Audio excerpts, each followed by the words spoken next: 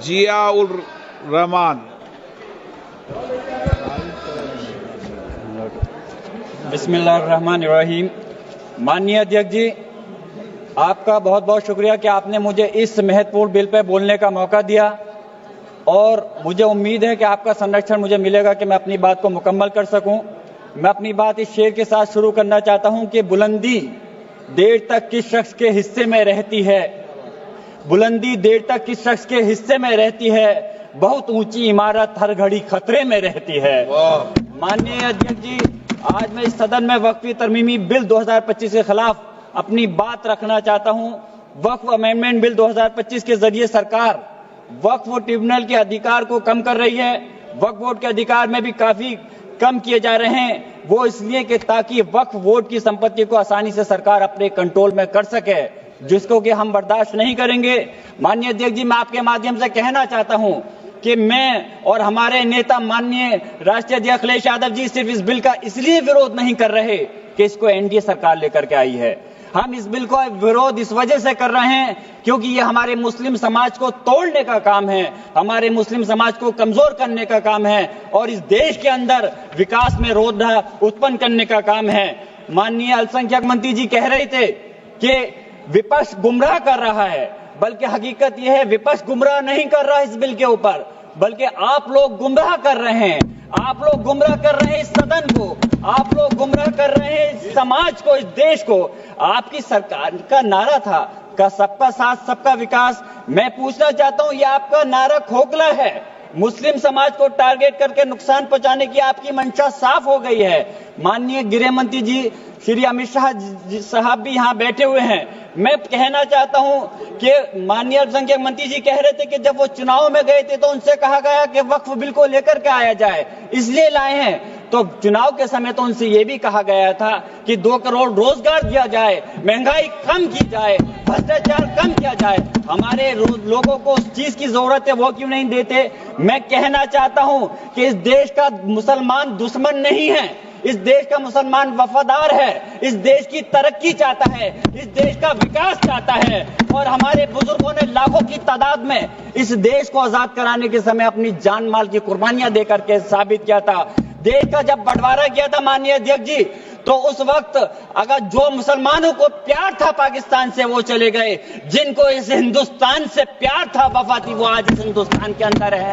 हम इस देश के दुश्मन नहीं, हम इस देश में नौकर भी नहीं हैं, हम इस देश के मालिक हैं और हम चाहते हैं कि सब लोग मिलकर के, सारे धर्मों के लोग मिलकर के इस देश की तरक्की की बात करें। मैं पूछना चाहता हूं कि मुस्लिम के 5 साल मुसलमान होने के बाद प्रॉपर्टी को वक्फ कर सकता है?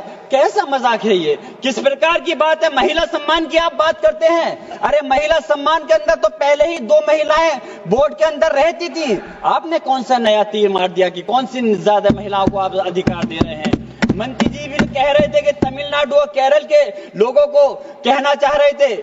मैं पूछना चाहता हूं, याद रखना ये बिल इतना खतरनाक है, हमारे सारे समाज को तोड़ने का काम कर रहा है और बिहार और खासतौर से आंध्र प्रदेश की जनता आपके सहयोगी दल को कभी माफ नहीं करेगी अगर वो लोग इस बिल पर आपका साथ देते हैं। तो मैं कहना चाहता हूं, कमाल की बात तो यह है, मुस्लिम समाज को हक देने की बात वो लोग कर रहे हैं जिनके पास 240 सांसद होने के बावजूद एक भी मुस्लिम सांसद आपके पास नहीं है। आप बात कर रहे हैं, मुझे अफसोस है कि आप इसकी बात कर रहे हैं। सत्ता पक्ष के लोग मुसलमानों की तरक्की की बात कर रहे हैं। आपके मुंह से ये बात अच्छी इसलिए नहीं लगती, मुसलमानों को उत्तर प्रदेश हो या हिंदुस्तान का कोई सा हिस्सा हो, उन्हें नमाज पढ़ने से दिक्कत है। माननीय अध्यक्ष जी, बस मैं अपनी बात खत्म कर रहा हूं।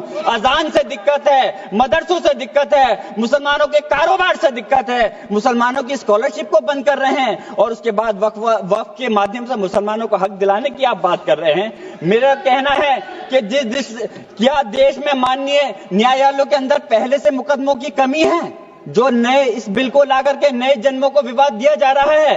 आप वैसे तो संवैधानिक प्रक्रिया पर यकीन रखते हैं, आप कहते हैं कि संवैधानिक प्रक्रिया के तहत ही हर बूथ में चुनना चाहिए, तो मैं वक्फ बोर्ड के अंदर क्यों आप नॉमिनेट करके सदस्यों और अध्यक्ष को नॉमिनेट करके सरकार के कंट्रोल में करना चाहते हो? मैं अपनी बात खत्म करते हुए मैं सरकार से कहना चाहता हूं आपके माध्यम से माननीय अध्यक्ष जी कि इस बिल को वापस लेना चाहिए। इस बात की वाजिब चिंता है कि यह विधेयक नौकरशाही की ज्यादती को बढ़ावा दे सकता है, जिससे मुस्लिम कम्युनिटी में विश्वास कम हो सकता है। संस्कृति और मजहबी विरासत की हिफाजत कभी भी प्रभावित नहीं होनी चाहिए।